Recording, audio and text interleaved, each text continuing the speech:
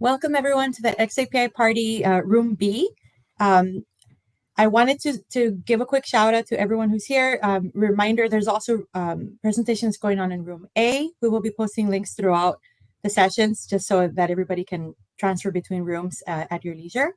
Our first speaker is Andrew Downs, and his session is on measuring the business impact of learning 2022 survey results. So Andrew, take it away. Well, yeah. Hello, everybody. Thank you, Liz, for the introduction. My name's Andrew. I'm my claim to fame. I'm one of the authors, the contributors to the xAPI specification, and I work at Watershed. We are a learning analytics platform. We help organisations to collect their data together, often using xAPI and certainly storing it in the xAPI format, and then reporting on that. Today, I'm going to be talking to you about a survey that we've been conducting over the last 6 years. And talking to you about the results of the most recent survey.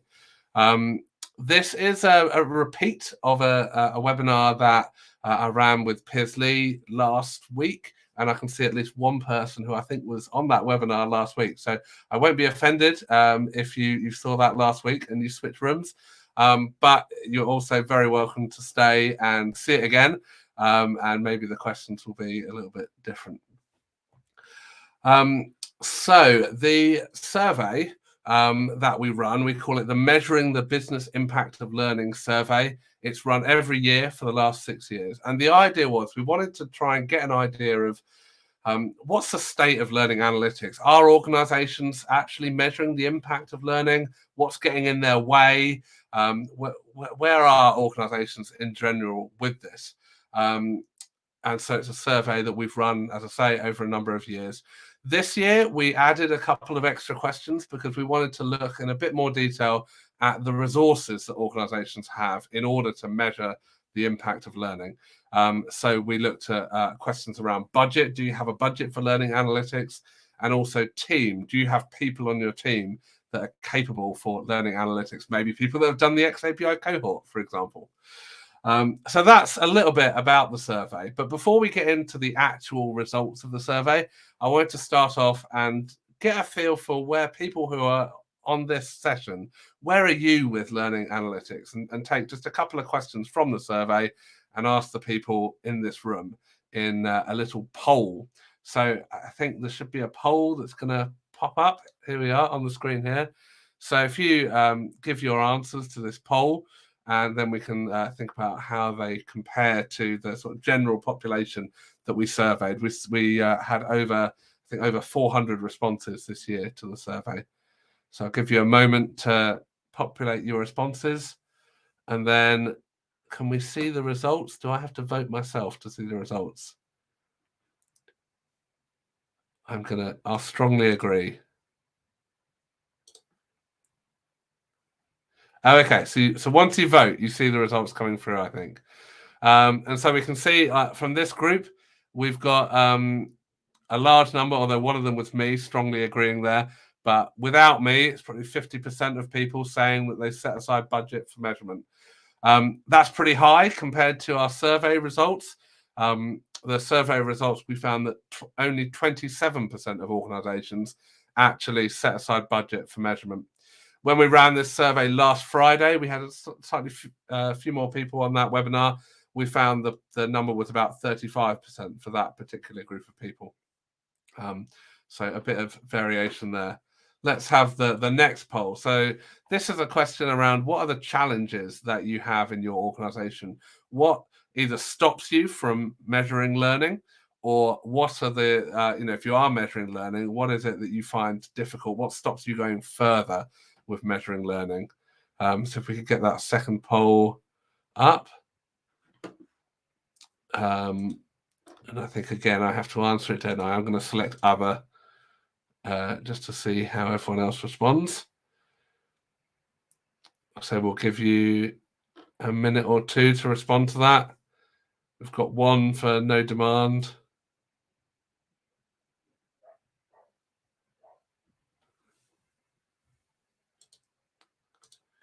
And if you're not seeing the poll, do let us know in the chat. Okay, we'll move on. We're not getting tons of response to that poll, but never mind. just for your interest, for the survey, we found that the biggest challenge is always competing priorities, and I think about 40% of organisations say competing priorities is their biggest challenge to learning measurement. Okay, so as I say, we've been running the survey over a number of years, and that has helped us to really paint a picture over time and see really what is the state of learning analytics out there in the industry. Building on year after year, we've seen some things really haven't changed over the 6 years, and that's helped us to really see exactly what's going on. And at the same time, we've also seen some things that have changed a little bit.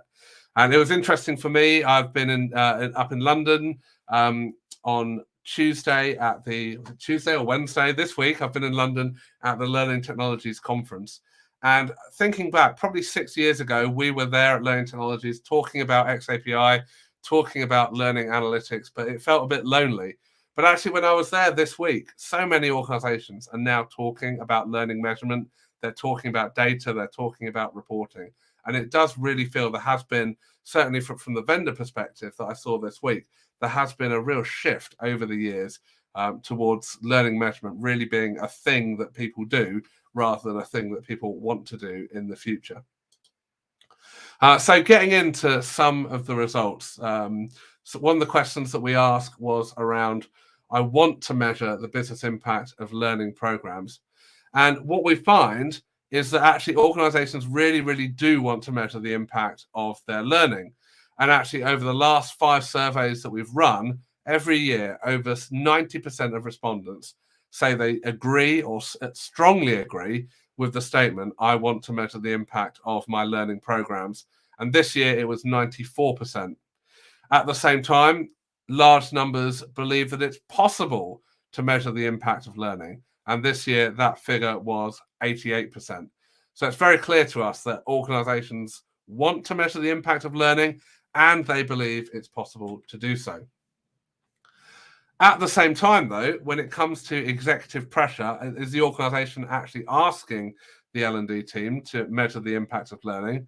Well, that number is a bit lower. And this year, only half of organizations that we surveyed said that they agree or strongly agree that they feel executive pressure to measure learning's impact.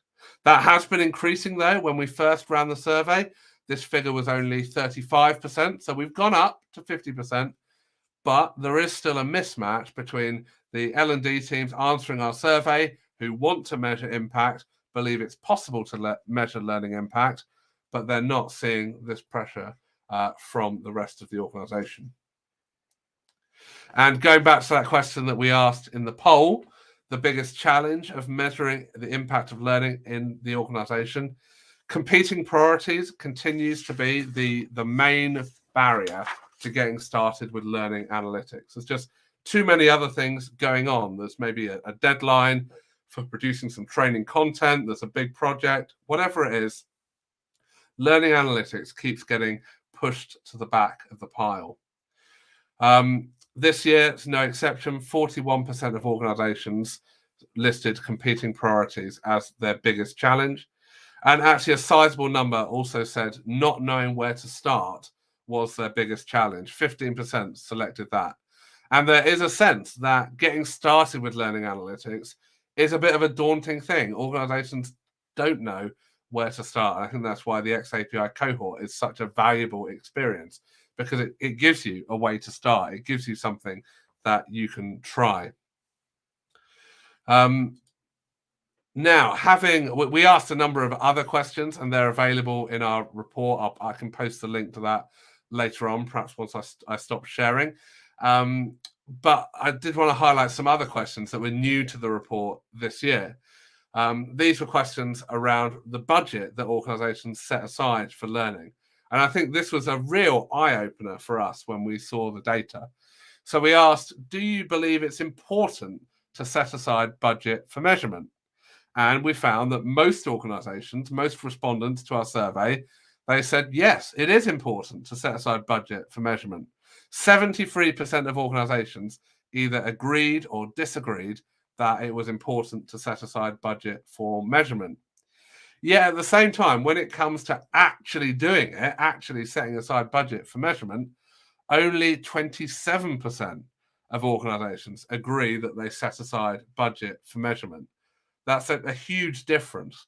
There's 46% of organizations then, at least, who believe it's important, or the people who answered our surveys believe it's important, but their organizations don't set aside budget for measurement. So I'd love to hear from you in the chat.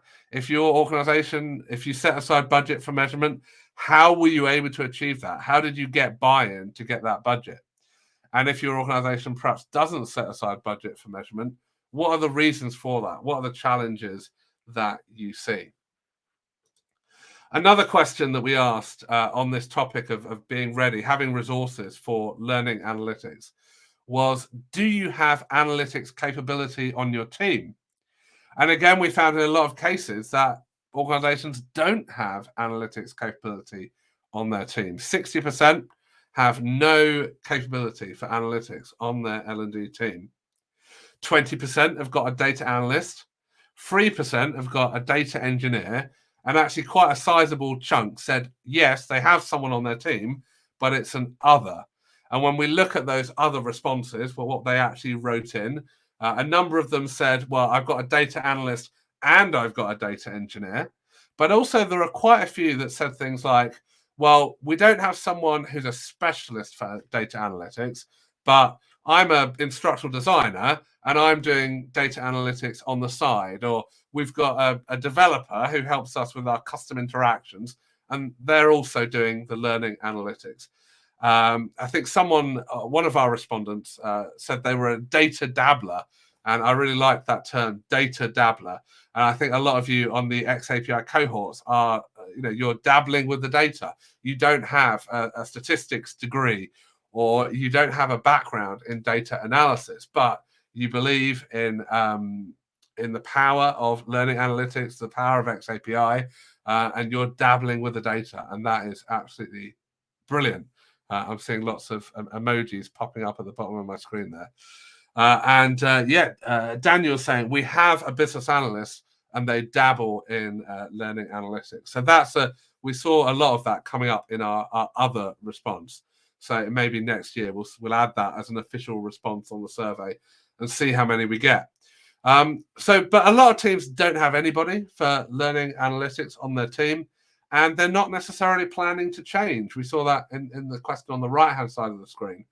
38% of organizations aren't expecting changes to their current staffing, and a further 31%, they're seeing growing demand, but they don't have plans yet. So a total of, 69%, more than two-thirds, don't plan to change things. So there is a real lack of people on the team who can support learning analytics, which again is why the xAPI cohort is so exciting, because it's equipping people on L&D teams to start to explore the data, to start to perhaps use that data to measure the business impact of learning. And I just want to throw this slide in here at this point as I'm talking about data dabblers, and some of you in this session are data dabblers. We're hiring at Watershed, and we've had great success of hiring people from the xAPI cohort in the past. So if you're in the xAPI cohort, or even if you're just attending this xAPI party, maybe head over to watershedlrs.com/careers. Have a look at the opportunities we've got at the moment. Even if those don't fit, if you're interested, do get in touch anyway, because I did hear a whisper the other day that we might be recruiting a few more roles in the near future. So do watch out for that. We'd love to recruit some more from the xAPI cohort, I'm sure. So that was just a little bit of a plug thrown in there. But what we saw in the survey, what I've shown you so far is the results of individual questions. But some of you who are data geeks might be interested to know that when you're looking at survey data, you don't have to just look at each question on its own as a silo. You can actually use the results of one question to then segment the results of another question. And that's exactly what we did. We took that question around budget. My organization sets aside budget for measurement. And we thought, wouldn't it be interesting to look at just that 27% of people who do have a budget for measurement. And for that 27%, what's different about that 27% that have a budget? And so we segmented a number of other questions in the survey based on that question about budget. And what we found was that organizations that have a budget for measurement are more likely to believe in data and learning measurement. So they've seen it works because they've got some budget, they've spent that budget, and they've seen it works. They're more likely to believe. They're more likely to feel executive pressure. And we're not necessarily sure which way round that is. Do they get executive pressure and that leads to them getting a budget? Or do they get a budget and they do stuff and then they get executive pressure because they've spent some money and they need to show some results? We think actually, from talking to our salespeople who are talking to prospects all the time, having a budget to run a pilot actually really helps to get executive buy-in. So they're more likely to believe, they're more likely to feel executive pressure, and they're more likely to have learning analytics capability on their team. So having a budget really makes a difference. And we see that when we talk to our clients as well. So just some real quick examples of that. We ran a webinar either last year or the year before about how data and analytics helped our clients to respond to COVID. And it was interesting seeing our survey results, actually. I haven't got a slide for this, but we asked a question about COVID. And we found there was a real disconnect where organizations who have budget were more likely to say that they doubled down during COVID on learning analytics. They put even more effort into learning analytics when COVID hit. Whereas organizations that didn't have budget were much more likely to say they'd actually backed off learning analytics because they had too much to deal with everything going remote and COVID happening. They'd backed off because of COVID. And we saw that with our clients in this webinar. Again, if you ask me later, I can dig out the link, or you could just Google Watershed LRS Crisis Learning Analytics webinar. You'll find this webinar and these stories in here. But just to highlight a couple of the stories that I found really interesting from the webinar. So Alfonso from Caterpillar, he told this story on the webinar how when they were used to going and talking to people and finding out about how the training was landing by actually visiting people and talking to them. But all of a sudden they couldn't travel. They couldn't go anywhere. They were locked down. And so it was like they'd lost one of their senses. And so learning analytics, because they had that already in place before the pandemic, they were able to then rely on that as like an extra sense to see how the learning was landing, how all these changes they were making to bring stuff online, how it was actually working, and use the data to sort of fill in for that lack of being able to go and talk to people directly. Another really interesting story from PwC. PwC are a global organization. They've got people in China. They've got people in Italy. They've got people all around the world. And they were actually able to see the wave of COVID, that initial first wave spreading around the world, first in China, then in Italy, then in other places, and see their learners suddenly searching for content about working from home or well-being or all these kinds of topics relating to responding to the pandemic. And so they could use the insights that they got from the places where COVID hit first in order to prepare in other territories as well. They could use their data to ensure they were providing relevant content to their learners based on what their learners were searching for, as that suddenly shifted, as the world changed in the spring of 2019.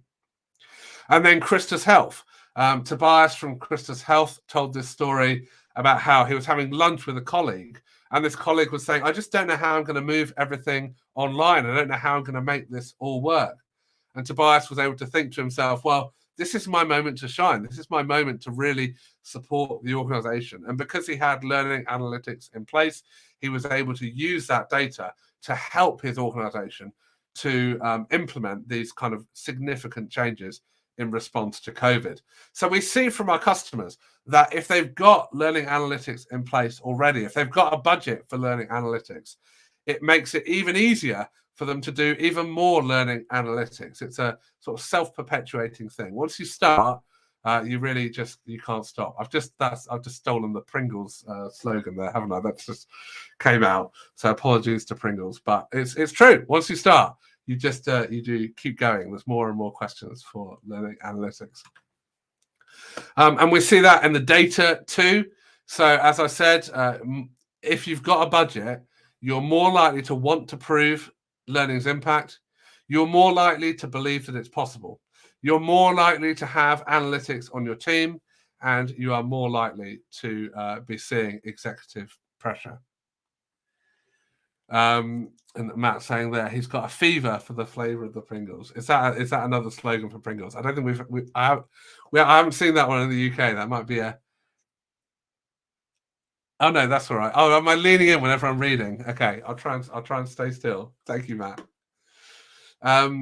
Okay, sorry, I'm distracted. Let's move on. Next slide. So, as well as this measuring the business impact of survey, this measuring the business impact of learning survey that we've been running, we also ran a survey recently with CLO magazine, and they asked a whole load of different questions about learning analytics, and you can find that if you Google CLO Watershed Learning Analytics Survey, you'll find that. Or if you can't find it, ask me later and I will dig out that link for you. But one of the questions that they asked with us was this question about technology. What technology do you use for learning analytics? And I found this one really interesting because they asked, what do you use at the moment? And about 60% of organizations use Excel for learning analytics. And 60%, obviously there's a lot of overlap here, 60% use their built-in reports, like their LMS reporting. A smaller number use BI tools, and an even smaller number use learning analytics platforms. So today, there isn't huge take-up for learning analytics platforms. Got the number on my bit of paper here. I believe it's, 15% of organizations right now say that they are using a learning analytics platform, compared to 60% that are using Excel and 60% that are using built-in LMS reports. But we also asked, are you planning to change what you do? And about 50% of organizations, about half of our respondents, said, yes, we are planning to change. And for the organizations that were planning to change, the main changes they want to make is they want to stop using Excel. They actually want to keep using their built-in LMS reports. They generally seem to find those helpful, but they want to stop using Excel. They want to use BI tools. A few of them want to use BI tools a little bit more, but quite a few of them want to use a learning analytics platform. And in fact, about 15% of organizations today use a learning analytics platform, but then a further 20% of organizations say they're planning to get a learning analytics platform. So hopefully we'll see a growth in that in the next few years as these organizations do adopt learning analytics platforms. And we'll see a shift from Excel into BI tools and learning analytics platforms. And so I've talked a little bit about budget. Having a budget really makes a difference. And I've talked a little bit about having a team and how lots of organizations don't have a team. But actually, you need people in order to do learning analytics. You need people who have got time set aside in order to do learning analytics. And you need technology as well. Ideally, a learning analytics platform like Watershed, perhaps, or, other competitors are available. So we think there's these three ingredients: budget, technology, and people. Those are the things that are really helpful in getting started with learning analytics. But if you don't have those three things, you can find yourself stuck in a little bit of a chicken and egg situation. Because if you don't have a budget, it's harder to run a pilot and then get buy-in from the organization in order to get a budget. So you need a budget in order to get a budget. And if you don't have budget, it's hard to hire a team. And if you don't have anyone to run your pilot and get that buy-in, you're going to struggle to get that budget again. And if you don't have the technology, again, you can't run that initial pilot. You can't get going, get the business bought in. So you can find yourself stuck in a little bit of a chicken and egg situation.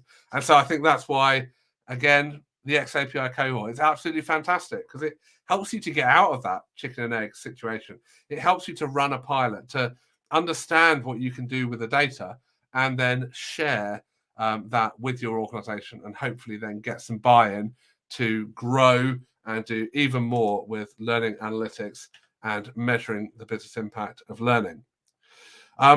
So that is a half an hour presentation of the results of the survey. We did ask more questions. You can look up the surveys. You can download free PDFs of both the surveys that I've mentioned, measuring the business impact of learning, and the CLO survey around learning analytics readiness.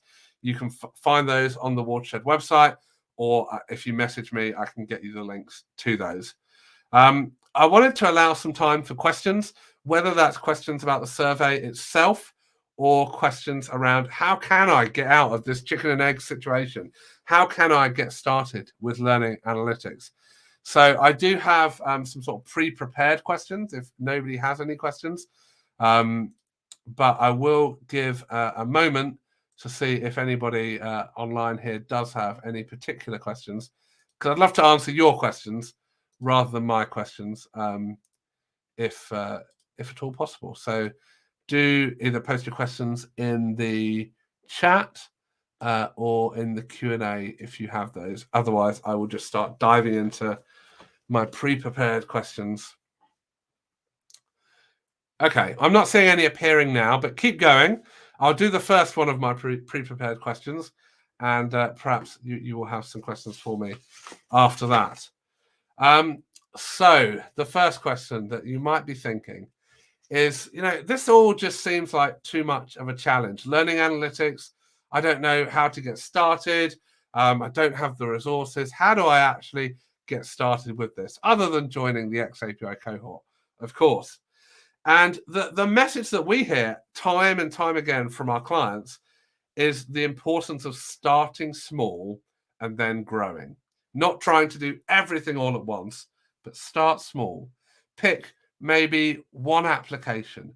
Pick one team within your organization that you can work with. Pick a project that you can take to the xAPI cohorts. Start small and then talk about what you've done. Get buy-in from the business. Share what you've done. Share the benefits, the business benefits that this learning analytics pilot has resulted in, and get that buy-in and then grow. So one really interesting example of this comes from one of our bigger clients. And when they first started, they produced huge dashboards of reports showing, every possible angle that you could look at the data, every different way that you could slice and dice this information. And they presented it back to their business stakeholders. They gave their stakeholders access to these dashboards, and they said, isn't this wonderful? All these reports that you can look at. And their business stakeholders were just overwhelmed. There was just, graphs everywhere, and they didn't understand any of it. They didn't know how they could use the data. They didn't know how they could use it to make decisions. And so what this client realized they had to do was actually hide a lot of these reports that they created and give their business stakeholders just maybe 2, 3, at most 5 reports, and then support them, explain what the reports mean, explain what the data indicated, explain how they can use that data to make sort of business decisions, to inform their decision making. And then what they found was that actually once these business stakeholders, once they were able to use those 2 or 3 reports, then they started asking their own questions, started asking for additional reports and additional reports and additional reports. And before long, they had quite big dashboards of reports, but they started small and then they built up over time. We ran a face-to-face conference back in 2019 called Insights. And one of our clients told another story at that conference, Will from Travelers. He told a story about starting small with outfitting their e-learning courses with xAPI. And they started with just a handful of, of their e-learning courses, just a couple of courses. And they got the data and they showed that data to the business and they helped the business to make use of that data. And then it grew and it grew from there. And they added xAPI tracking in more and more of their courses. And by the time of the conference back in 2019, Will shared that over 75% of their courses were now being tracked with xAPI. And I'm sure by now, in 2022, it is an even larger proportion. So I can see Jen has commented or questioned. I'll just read it out. As I'm primarily involved in xAPI statement production rather than consumption analysis, this is very useful insight into the analysis capabilities or commitment of data consumers. Thanks for sharing that. Yeah, absolutely. And actually, that's another piece of advice that we've heard from our clients around having a team. They've shared that it's actually really helpful to have people on your team that have different perspectives. So people who are involved in the design and development of e-learning courses, make sure they're talking to the people who are involved in the data. That ensures that when they're designing their courses, they're thinking about, well, what does success for this course look like? And what sort of data do I need in order to show that this course has been successful? And then obviously the data people can understand the data that's then coming through if they've got an understanding of what the course is and the kinds of questions that the people who've designed the course want to ask. And again, making sure there's someone on the team who understands the business. So someone who knows what sort of questions is the business asking. Managers who've got learners completing this course, or perhaps senior leaders who've commissioned the training in the first place. They want to see a particular business change, perhaps. What sort of questions are they asking? And therefore, what sort of reports do you need? So yeah, great point. Thank you for sharing that, Jen. Okay, I don't think I see any other questions come through yet. So I'm going to move on to my next pre-prepared question. What sort of problems do I see when people don't know how to get started? And this is something that I think particularly came up in the early days of xAPI, the early days of Watershed Learning Analytics, was we would have people who'd come to us and they'd say, I've heard about xAPI, I want to do xAPI. Or they might say, I've heard about learning analytics, I want to do learning analytics. And then you would ask them, well, okay, what do you want to do with xAPI? What do you want to do with learning analytics? And they really wouldn't know. They got really excited. I want to do xAPI, but they really didn't know how to get started. And I keep saying this, the xAPI cohorts are really great for that. Because if you don't really know how to get started with xAPI, you can join a team and maybe someone else on your team has got an idea and you can run with that. And that will sort of give you an idea of how it works and help you to understand exactly what is it that you want to do with xAPI. We also sometimes come across teams who they've produced a learning program and they've launched that learning program, and 6 months, a year down the line, they want to ask the question, did our learning program work? Was it a successful learning program? And you start to have the conversation and you soon realize that when they were designing the learning program, they really didn't have a particular purpose in mind. They just wanted to have a course on project management or a course on working in teams or something like that. But they didn't really have a particular goal in mind when they designed this course. They just wanted to have content on the topic. And of course, if you don't have a particular goal in mind, if you don't know what success looks like when you design an e-learning course or a training program, then it's very hard to measure whether or not that training program was successful. Because what does success actually look like? Was the goal just to have a course on that particular topic? In which case, yes, you were successful. Well done. But if there's not any particular business goal in mind, it is quite hard to measure success. So for that reason, I would say it's really important to have a strategy when you're designing any learning program. And that strategy should include the learning analytics built in. Learning analytics and data and xAPI tracking, they're not added extras that you can just bolt on to a learning program. They should be included as part of the design of that learning program from the start. So you can say, the purpose of this learning program is X, And in order to achieve that learning program, this is what the program's going to do. We're going to equip people with these particular skills. They're going to apply those skills in their job in this particular way. This is how they're going to do their job differently. By doing their job in that particular way, then that's going to result in a certain impact on the business. Maybe we're going to get more sales. Maybe we're going to produce things faster.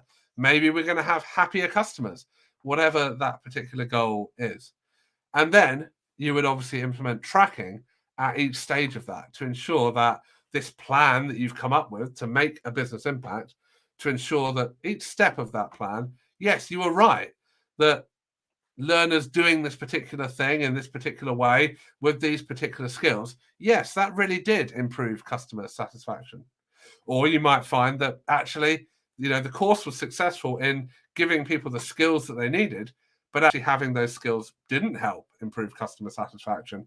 And maybe there's something else that you need to do in order to impact customer satisfaction. So really important, have a strategy at the start, and that will help you to be really successful with learning analytics. The next question that someone might have asked me is, what happens when an organization doesn't have people assigned to learning analytics? So we talked about the importance of budget, of technology, of people. Well, what if you don't have people? What sort of problems does that lead to? And I think really it leads to the problem of learning analytics is not a priority. If you're doing learning analytics as you're a data dabbler, as I talked about earlier, and it's something you're doing, it's not in your job description, it's not something you're being paid to do really, but it's just an extra thing that you're doing because you're passionate about it and you believe it's important. Well, when crunch time comes and you're very, very busy, unfortunately, that's something that's going to drop. And you won't be able to spend time on doing learning analytics. You won't be able to be evaluating your training programs effectively.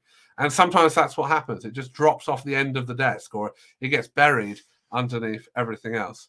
Whereas if you've got people dedicated to learning analytics, you've got, whether it's a dedicated role, somebody full-time working on learning analytics, or you've got somebody who they've set aside half their week is set aside just for learning analytics, or even just one day a week, whatever it is, but they've got that set aside time, that can be really, really helpful. And another thing to sort of watch out for here is to make sure that it's not just one person who is responsible for learning analytics. Because a pattern that we've seen, not with every organization that we work with, but with more than one organization that we've worked with a champion in that organization who is passionate about learning analytics, passionate about using xAPI data to prove that learning has an impact and use that data to improve their learning programs. And they've come and they've implemented that and they've done really well. And they have made a big impact in their organization. And really, just as that's starting to take off, they get promoted because they've done such a brilliant job. And they're no longer that champion for learning analytics because they're now, so much higher up the organization. And they can, push for learning analytics from above, but they leave this gap behind. Or perhaps they leave and go to another organization. They get a higher up job somewhere else, and they leave a gap behind. And there's nobody on the ground who's excited about learning analytics, who is actually able to drive the project forwards. And these organizations often are set back by, sometimes a number of months because they've lost this champion because the champion's done such a good job and being promoted. So I encourage you to try and make sure you've got multiple people. Be thinking about succession planning. If this champion does get promoted, who's going to take over? Are you equipping them with the skills? Who can you send on the xAPI cohort to learn about xAPI? Who can you be mentoring to make sure that everything doesn't sort of fall apart when you move on and leave? Yes, Megan. Yeah, a lovely problem to have, but it is genuinely, that's happened more than once. So do watch out for that. Spread the knowledge within your team. Okay. Oh, no, I skipped over one there, didn't I? What would I say to somebody who is struggling to get access to the data? And really, for many clients, this can be a real challenge to overcome. It's something that we at Watershed help our clients with, and I imagine Torrance Learning also help their clients with getting access to the data. And a few tips. One thing I would say is that it's really important to try and get the owners of that data involved as early as possible. What do I mean by owners of the data? Well, if it's a platform owned by a vendor, make sure you're speaking to that vendor as early as possible. Also, make sure you know who within your organization is responsible for that platform. It may be that they've already got access to the data. They might already be exporting all the data that you need in a lovely CSV file on a weekly basis, perhaps, or even a daily basis. And you can just piggyback on that. You can get their CSV file. You can do a little process to convert it to xAPI, and brilliant, you've got your data. Or if they're not already getting the data, having that person bought in and knowing that you want that data and knowing why you want it can be really helpful. If it's an internal system, making sure you know, okay, who owns that system and talking to them about how you get that data out. And the earlier you start that process, basically the sooner you start, the sooner you finish. So do start that process early on. And a great example of that, one of our clients, T-Mobile, when they decided they're implementing a whole new learning ecosystem with bringing on lots of new vendors. And they said to pretty much all their new vendors, before we're going to sign a contract with you, you need to go and talk to those guys at Watershed and make sure you can output xAPI data so that you can send it over. Now, you may not be in that same position of power that T-Mobile was in that situation. You might not be able to convince your vendors to implement xAPI in that way, but it is still really important. Do talk to your vendors, ask them to implement xAPI, but don't just ask them to implement xAPI, ask them to do it well and get somebody to check their homework, get somebody to make sure that they've implemented it with the data that you need in the structure that's going to work and all those things. It's not just a tick box of, yes, we do xAPI. They've got to give you the data you want, and they've got to do it in a good structure that is going to work for your reporting and analytics and any other purposes that you have for the data. We've actually got a blog series as well that we've published fairly recently. We got to the end of it fairly recently, called Data Requirements. So if you search for Watershed blog data requirements, you'll find that blog series, and that's a whole series of blog posts, each one looking at a different type of data source. So there's one on video platforms, there's one on LMSs, there's one on LXPs, there's one on observation checklists, and for each of it tells you what sort of questions you should be asking your vendor about their data. So look out for that. If you are struggling to get access to the data, you might find that blog series helpful. Okay, so it's 1:30 the hour, and I actually have realized I have no idea how much time I've got, so I'm going to keep going until someone tells me to stop. Or Megan, perhaps you can tell me in the chat how long I've got left, but I'll press on until that moment. So the next question: the business is not asking for learning measurement. They just want completion reports. How do I win them over? So do you remember that survey question where we found half of organizations don't feel executive pressure from their organization? And that's what we see with a lot of our clients. So we know that the business is using data, marketing are using data to find out about marketing, product teams are using data to find out about how people are using their products. The finance team are using data to think about finance. The sales team are using data about sales. But actually, despite that, in a lot of cases, the business doesn't expect to get learning data. They expect, in a lot of cases, for it to even be a struggle to find out who on their team have completed their training, let alone whether or not the training is having a business impact. The business just doesn't expect it because they haven't had it in the past.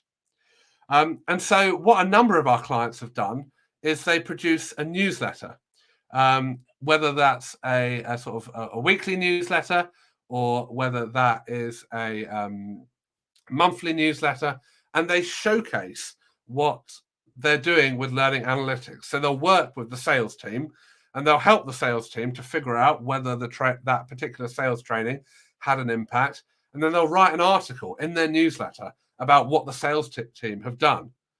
And then they'll get messages from other parts of the business saying, hey, you did that with the sales team. When are you going to come and do that with us? When are we going to see that data for ourselves? The other important concept that is really helpful is this concept of gateway data. So gateway data is all the basic data that the business is asking you for, like completion. Give them that in the best way you possibly can. So make sure it's automated so they can access the data whenever they want. Make sure it's easy to access in nice looking reports, and just give them the best service you can possibly give them for the data that they're asking for. That then helps you to get on their good side, helps you to get a foot in the door, and you can say, you're getting all this completion data. Well, can we also have a conversation about business impact? We can give you some data that will help you to make business decisions, and you can start to have that conversation. And I can see I just got a message pop up about time, so I'm just going to read that quickly. Okay, so technically we finished 3 minutes ago. So if you want to have a little break, you can. The next session starts in 12 minutes. But otherwise, I'm just gonna plow on with some of these questions. Just keep going, because there's not many left. There's only one left, in fact. And then if you've still got questions to ask, do feel free to put those in the chat. So last question, relatively quickly. Okay, once organizations have got started, what are some of the ways they are developing their learning analytics? So this is about, you've got started, what is next? And actually, we're always surprised by what our clients are doing with learning analytics. There's always new applications. One that we've seen recently really spring up, that I think is particularly interesting, is around skills analytics. So increasingly, organizations are wanting to know, what skills do their people have? Where are skills in our organization? We need some project managers, or we need someone who knows Python, or something like that. Well, where do those skills exist in the organization? And what skills are missing? We know we need a whole load of people that can help us with remote learning. Well, do we have remote learning skills in our organization? And so an example of that, again, another webinar that we ran recently with PwC. They ran a webinar with us about their digital credentialing initiative. So they're using digital credentials to recognize skills that people have in the organization. And the approach that they've taken to it is that these digital badges, they're not just gamification, they're not just fun things that you can get and sort of say, oh, I got a badge for completing an e-learning course. They're actually really applying very robust assessments and criteria to these digital credentials, to the extent that they can use them alongside more traditional qualifications. So you really have to work hard and show evidence of learning in order to achieve these digital credentials. And what was really interesting to me about that project was that they included tracking and learning analytics in that project right from the start. So they're able to see not just how many people are starting each of these credentials and completing them, but also, where are people sharing them? Are they sharing them on their LinkedIn profile? Are those shares getting likes? And they're able to see how those credentials are actually being used to promote the learning that's happening within PwC. And actually, it seems like learning analytics has just become part of their business as usual. It's something that they do. Once you get started with learning analytics, it becomes embedded in what you do for any learning initiative. Now, that said, if you are just at the start of your learning analytics journey and skills analytics feels like a bridge too far, don't panic. You can start small. Join xAPI cohort group, run a small pilot project. Get a team together, get technology in place that you can automate your data flows so that you get real-time reporting. Make a business case so that you can get budget for learning analytics in your organization, and then build from there. You don't have to do everything all at once. So thank you so much for joining that particular session. If you have any questions, do feel free to get in touch with the team at Watershed or get in touch with me directly. And I would love to hear from you and answer your questions. Thank you. Thank you so much, Andrew. We're going to go ahead and take a quick break. We're going to be back at 12:45. And in the meantime, please feel free to hang outside in the lounge. We have a couple of tables. I'm sure Andrew can join some of you if you have any additional questions out there. And I'm also going to post a link to room A in case anybody else wants to shift over to that room and check out what's going on over there. See you guys soon.